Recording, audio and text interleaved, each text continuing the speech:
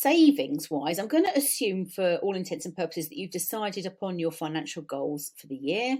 You've chosen your savings accounts. You may have been looking at and chosen something to invest in. Maybe you have set up your ISA, maybe you haven't.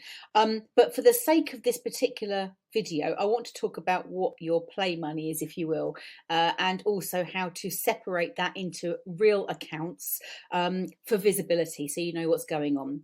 So for the sake of argument, let's say you're going to be having £100 a month going into your emergency savings account, 200 a month going into your holiday fund.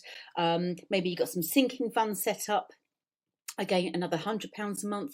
If you're not aware of what sinking funds are, this is where you can actually put some money together into a pot. I'm always calling them pots.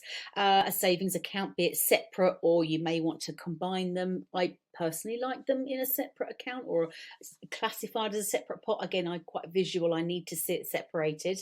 And this means bigger things like Christmas, like birthdays, like other, going away for the weekend.